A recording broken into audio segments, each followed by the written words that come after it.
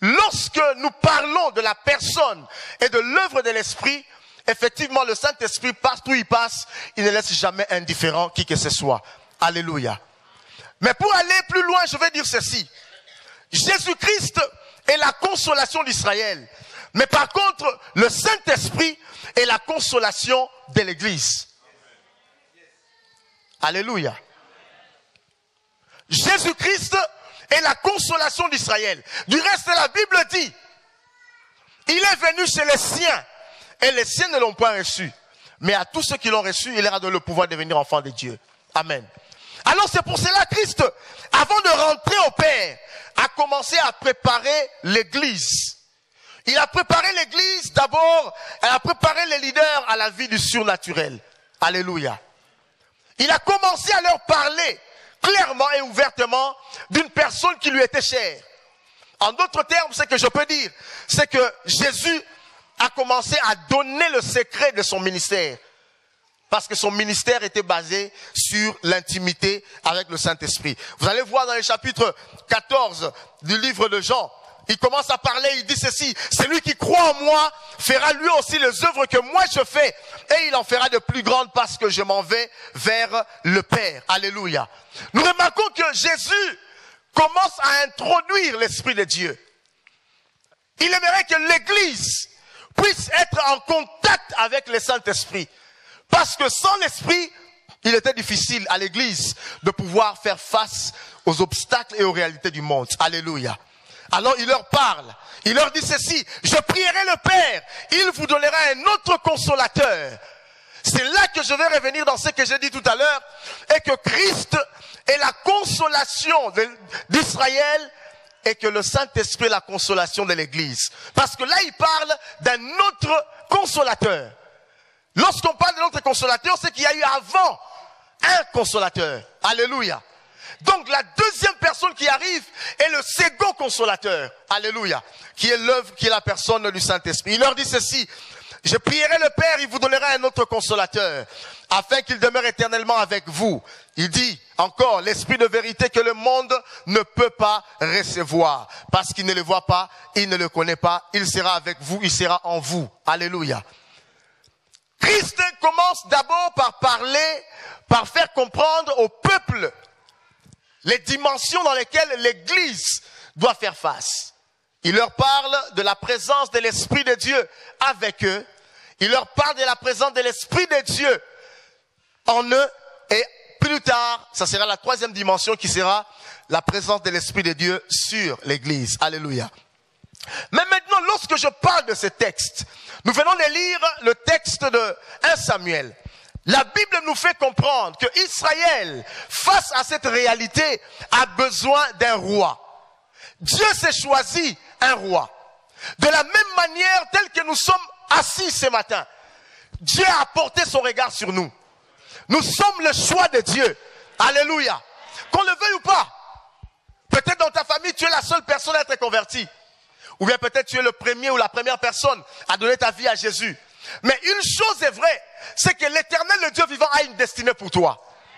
Le Dieu que tu sers, le Dieu que tu pries, ne t'a pas choisi pour rien. La Bible déclare qu'il avait choisi Saül pour qu'il soit le conducteur. Vous savez, dans certaines familles, il y a certaines personnes qui sont des piliers. Alors pour avoir certaines résolutions, il faut passer par eux. Et de la même manière dont Dieu se décide de pouvoir établir Saül, Dieu a décidé de pouvoir t'établir toi. Mais ce qui attire mon attention, c'est quoi? C'est que la Bible précise que toutes les choses que Samuel lui avait déclarées se sont réalisées. Amen. Pourquoi ces choses se sont-elles réalisées? Premièrement, la Bible nous fait voir, pour que ces choses se réalisent, Samuel est arrivé à oindre Saül. Dis à ton voisin, oindre Saül. Alléluia. J'aimerais attirer notre attention. Lorsque Dieu t'appelle, il t'appellera tel que tu es. Il t'appellera avec tes défauts. Il t'appellera avec tes lacunes. Mais simplement, l'onction du Saint-Esprit fera la différence. Il t'appellera avec tes faiblesses. Oh, bien-aimé dans le Seigneur, peu importe ce que tu es, peu importe qui tu étais dans le monde, peu importe ta vie passée, mais lorsque le regard de Dieu se porte sur toi, Dieu déclare, c'est lui que je choisis, c'est lui qui l'a choisi. Même si autrefois on t'avait appelé prostituée, on t'avait appelé voleur, on t'avait appelé que sais-je encore, mais le choix de Dieu qui s'est porté sur toi, Dieu se décide de commencer une œuvre nouvelle avec toi. Mais comprenez maintenant, on oint Saül, on lui donne certaines recommandations, mais Dieu qui l'a choisi réalise parce qu'il connaît l'homme. Il déclare, il dit ceci, si je le laisse comme ça, toutes ces choses ne vont pas se réaliser. Alléluia. Alors vient la deuxième étape, c'est il se décide de changer son cœur. Amen. Il se décide de changer son cœur. La Bible déclare que toutes ces choses se sont réalisées le même jour. Mais pour que ces choses se réalisent, Dieu a pris soin. Il déclare, si je le laisse ainsi, ces choses ne pourront pas se réaliser. Alors il faut que je fasse un travail dans sa vie. Alléluia. Ça c'est le travail de Dieu. Il transforme le cœur de Saül. Bien-aimé dans le Seigneur, tu ne peux pas accéder à certaines dimensions. Tu ne peux pas bénéficier de certaines grâces où les promesses de Dieu ne peuvent pas se réaliser dans ta vie si tu as un cœur qui est mauvais. C'est pour cela la Bible déclare et dit ceci, je l'attirerai dans le désert et là je parlerai dans son cœur. Parce que Dieu aimerait d'abord transformer ton être intérieur. Tu peux bien avoir le Saint-Esprit, tu peux bien avoir l'onction de l'Esprit dans ta vie, tu peux manifester les dons de l'Esprit, mais bien aimé dans le Seigneur, si tu as un cœur qui est mauvais, sache-le que cette onction risque de te détruire. Alléluia. Dieu commence d'abord par préparer nos cœurs. Le cœur de l'homme est tellement tortueux que Dieu se décide. Il dit, je dois d'abord faire une transformation dans le cœur. Parce que le cœur a besoin d'être transformé. Lorsque ton cœur n'est pas transformé, il te sera difficile de comprendre certaines choses. Il te sera difficile d'accéder à ce qu'on appelle le renouvellement de l'intelligence. En d'autres termes, lorsque Dieu décide de changer ton cœur, Dieu te décide de voir différemment. Dieu se décide de pouvoir changer ta pensée. Dieu se décide de changer ta manière de voir les choses. La Bible ne dit-elle pas que nous qui avons été appelés, il n'y a pas beaucoup de sages. Alléluia. Il a porté le regard sur les personnes viles, des personnes qui n'étaient pas. En d'autres termes, dans la plupart de ces personnes, il y a beaucoup qui ont été blessés. Beaucoup qui ont été détruits. Beaucoup marchent avec les complexes d'infériorité. Mais alors Dieu se décide de relever la personne. Dieu dit non, si je le laisse avec ses cœurs, il me sera difficile de bénéficier de la grâce de l'Éternel. Alors il faut que je commence à faire un travail. Certes, je l'ai oint. Certes, je choisis un tel, mais je dois d'abord faire un travail dans son cœur. Alléluia. Bien aimé, la capacité que tu auras de pouvoir pardonner certaines personnes, la capacité que tu auras d'avoir un grand cœur va déterminer la manifestation de l'Esprit de Dieu dans ta vie. Alléluia.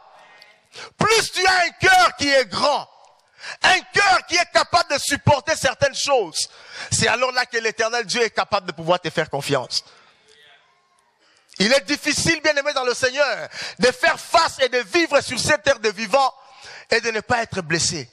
Mais Dieu te fait comprendre que ton cœur à toi doit être transformé. C'est pour cela, ce matin, bien aimé dans le Seigneur, l'Esprit de Dieu, par sa grâce, a la capacité de te donner un cœur nouveau. Je prie qu'en sortant de ces lieux, que nous puissions avoir un cœur qui est nouveau. Un cœur qui nous permettra de marcher dans l'onction. Un cœur qui nous permettra de ne pas voir nous-mêmes. Mais un cœur qui nous permettra, lorsque toutes les choses pourront se réaliser au travers de nous, que nous puissions dire gloire soit rendue à notre Dieu. Vous savez, il y a tellement de gens qui sont tellement orgueilleux. Ils sont tellement orgueilleux que lorsque les choses se réalisent, ils se disent c'est par leurs propres efforts. Mais bien aimé dans le Seigneur, avec ce cœurs, il te sera difficile. Il sera difficile à Dieu de te faire confiance.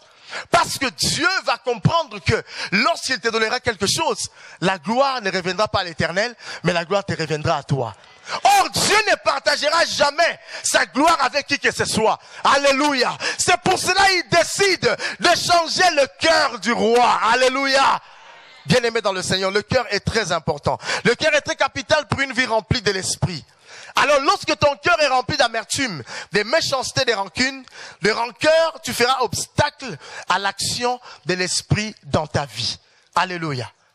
Le cœur doit être transformé.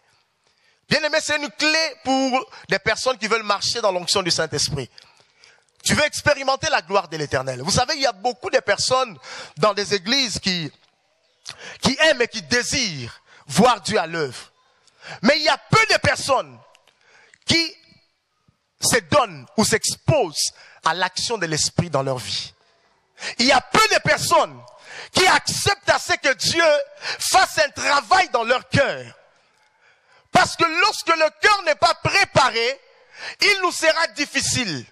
Lorsque le cœur est rempli d'amertume, le cœur est rempli de blessures intérieures, il nous sera difficile d'abord de croire en nous-mêmes, de considérer ce que Dieu veut faire avec nous. Même lorsque Dieu déclare qu'il t'a choisi, tu auras toujours des doutes. Tu te diras, est-ce que c'est moi que Dieu a choisi? Réellement, Dieu t'a choisi. Alléluia. Premièrement, on parle de l'onction de l'esprit que cet homme reçoit. Deuxièmement, la Bible nous fait comprendre, comme je l'ai dit, le cœur qui est transformé. Alors, vient encore la seconde étape. Lorsque Dieu aimerait accomplir quelque chose par son esprit, l'esprit de l'Éternel est l'esprit supérieur qui vient nous connecter à la pensée de Dieu, qui vient nous connecter ou nous introduire à la manifestation de la grâce de l'Éternel. Mais il y a quelque chose encore. La Bible déclare et dit ceci. Lorsque tu iras, tu arriveras au tombeau de Rachel. Alléluia. Les lecteurs de la Bible savent que Rachel était cette femme que Jacob avait beaucoup aimée. Amen. Jacob a travaillé 14 ans pour avoir cette femme. Lorsqu'il a vu cette femme, son cœur a commencé à battre. La preuve même, Rachel a donné naissance à Joseph et a donné naissance à Benjamin. Lorsqu'on parle de Rachel, Rachel c'est l'image de ce que nous aimons le plus. Le péché mignon que nous aimons. Cela peut ne pas aussi être un péché. Mais tout ce que nous aimons, toutes des choses auxquelles nous nous attachons, mais en d'autres termes qui n'ont pas forcément de valeur aux yeux de Dieu, Dieu décide à ce qu'il faut que tu passes par le tombeau de Rachel. En d'autres termes, l'Esprit de l'Éternel ne viendra pas sur toi. Tu ne vivras pas la manifestation de l'Esprit tant que Rachel n'a pas été enterrée. Alléluia. Il faudrait que Rachel soit enterrée. Parce que c'est un processus. Tu as reçu l'onction, certes. Tu as été choisi, bien que tu n'étais pas là. Alléluia. Absent mais présent. Tu as reçu l'onction. Mais il faut qu'un travail soit fait dans ta vie. Il y a des Rachel qui doivent être enterrées. Dis à ton voisin, des Rachel doivent être enterrées. Lorsque les Rachel seront enterrés, nous accéderons à d'autres dimensions. Alléluia. Nous traînons avec nous les Rachel qui ne valent pas la peine. La Bible déclare et dit ceci dans Ésaïe. L'année de la mort du roi Osias, c'est là qu'Ésaïe a eu la révélation de la sainteté de Dieu. Il y a certaines choses que tu ne pourras pas voir tant que Rachel vit encore. Il faut que tu enterres ton Rachel. Il faut que tu arrives au sépulcre de Rachel. Il faut que tu pleures ton Rachel. Il faut que tu arrives à enterrer ces Rachel pour que tu expérimentes la gloire de l'Éternel. Alléluia. Nous traînons avec nous les Rachel. Nous marchons avec nous les Rachel. Nous marchons à côté des Rachel. Les Rachel marchent avec nous. Nous portons avec nous les Rachel. Certaines habitudes que nous aimons, dont nous avons l'habitude de vivre avec. Mais ces choses ne glorifient pas l'Éternel. Alléluia. C'est pour cela que Dieu, par sa grâce, aimerait que nous puissions comprendre que les Rachel doivent être enterrés. Et il y a certains Rachel qui doivent être enterrés. Ça peut être l'orgueil. Ça peut être, comment je peux encore expliquer? Tu es tellement rempli de toi-même que tu n'arrives pas à dire, bon, est-ce que moi je peux faire ceci? Bien aimé dans le Seigneur, tant que Rachel n'est pas enterrée, il te sera difficile de recevoir les deux pains. Alléluia. Rachel doit être enterrée. Alors pose-toi la question aujourd'hui. Le mois dans lequel nous sommes est un mois du Saint-Esprit. Est un mois où l'Esprit de Dieu doit accomplir des choses dans nos vies. Mais quel est ce Rachel que je traîne avec moi et qui peut faire obstacle à la manifestation de l'œuvre de Dieu dans ma vie.